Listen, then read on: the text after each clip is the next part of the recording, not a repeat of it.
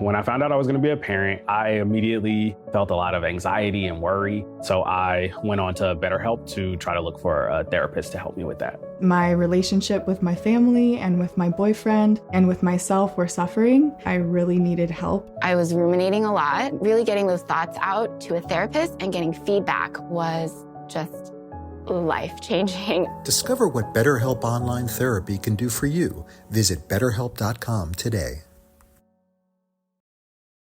Fresh air, longer days, a chance to reset. This season, let therapy be part of your spring cleaning. Clearing mental clutter, shaking off stuckness, and building something better. Grow Therapy helps you get there. Whether it's your first time in therapy or your 15th, Grow makes it easier to find a therapist who fits you, not the other way around. They connect you with thousands of independent licensed therapists across the U.S., offering both virtual and in-person sessions, nights and weekends. You can search by what matters, like insurance, specialty, identity, or availability, and get started in as little as 2 days. And if something comes up, you can cancel up to 24 hours in advance at no cost. There are no subscriptions, no long-term commitments. You just pay per session. Grow helps you find therapy on your time. Whatever challenges you're facing, Grow Therapy is here to help. Grow accepts over 100 insurance plans, including Medicaid in some states. Sessions average about $21 with insurance, and some pay as little as $0 depending on their plan. Visit growtherapy.com/booknow to get started. That's growtherapy.com/booknow. growtherapy.com/booknow. Availability and coverage vary by state and insurance plan.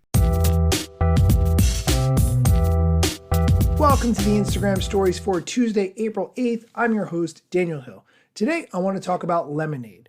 It's an app that's owned by ByteDance, which is the same company that owns TikTok. Lemon8 describes itself as a lifestyle community and functions like a mashup of Pinterest and Instagram. It allows users to post, save, and share images and text under different categories, such as fashion, food, beauty, wellness, and travel. The images are presented in a Pinterest-like dual feed so that users can look at a wide variety of content on each scroll. It recently launched here in the United States in February after gaining traction in Japan and Thailand. One of my favorite writers, Taylor Lorenz, did a huge article on it for the Washington Post, which I will link to in the show notes. In the article, she has tons of quotes from relevant people within the industry, as well as TikTok creators. She has one quote from a chief innovation officer at a creative agency that works with content creators, who said, quote, Lemon8 definitely doesn't seem to have a big user base. It's been out since February, and it wasn't in the top 200 in the App Store. He continued, people are very quick to say Lemon8 is this huge thing that's going to blow up.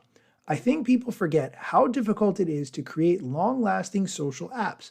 They disappear really quickly. End quote.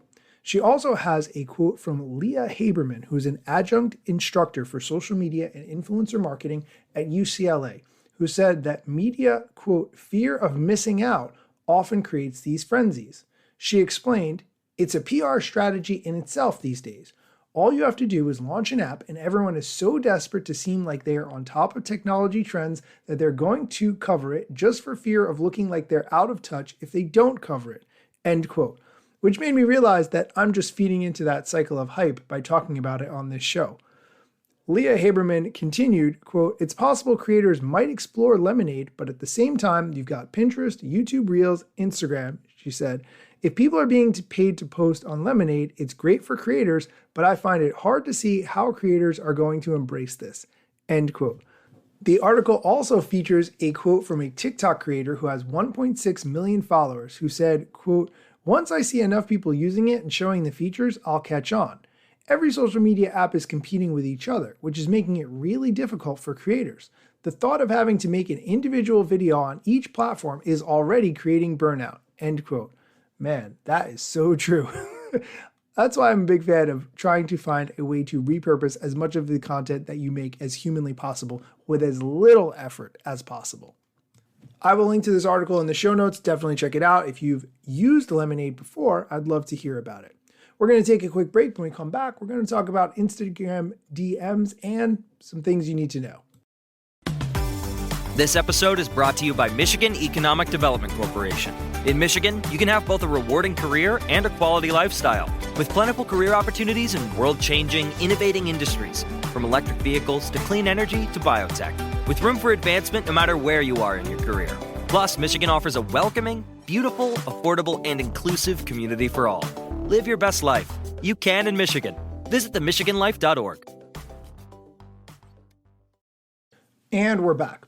I want to highlight something about Instagram direct messages because a lot of people who listen to this show are business users. Either you have your own business or you work for someone else and therefore you have a business account.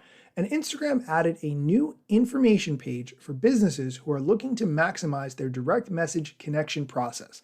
This page has a range of tips and pointers on how to make the best use of direct chats to stay in touch with your audience.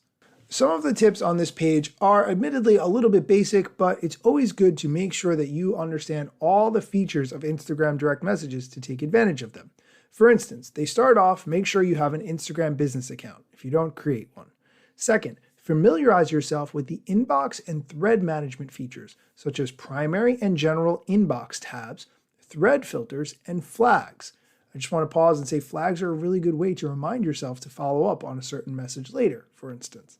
Third, set up messaging efficiency features, such as saved replies and frequently asked questions to make it easier and faster to engage in conversations at scale.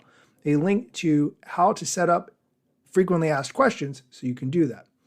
The fourth tip is something that I learned. You can actually link directly to your Instagram DM messaging experience so that if you have a potential customer who's on your website, you can say, DM me and link to the Instagram direct message box so they can send a message and you can reply. And it could be one of your frequently asked questions or saved replies, but you can begin that interaction so you can take them from your website directly to your direct message inbox. I think this is a great tip, and the link on how to do that is in these instructions. I will link to this entire page in the show notes. You can check it out. There's a lot of good information on there. It's a good refresher, but I bet you'll pick up a technical tip or two for sure. That's going to do it for today's episode. Thank you so much for listening. And now a bit of personal news. I just went on Facebook Marketplace and got myself a point and shoot camera. Did I have a point and shoot camera that I sold in 2009? Absolutely. Have I needed a point and shoot camera since? Absolutely not. But now that I feel like they're trending and it's sort of a big deal, I'm going to figure out what I'm going to do with it. So if you have a point and shoot camera and you're using it, what are you using it for? Or if there are other people in your house who are very excited to use it, what are they using it for? Please tell me. I'm very curious.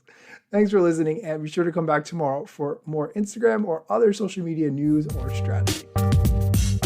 Instagram news got you covered, sometimes even TikTok. Relevant platforms in the metaverse ahead of the wave. Without a break or a pit stop, still waiting for Zuckerberg to give me the big job. Pause. Use trademarks and logos with Insta's permission, of course. If you like the show and gain some good info, maybe leave a review. It's a type of applause. Just drop me a message if you want to collab. If you've got some good content or you want to run ads, at Daniel Hill Media is where I am. TikTok, Facebook and Instagram.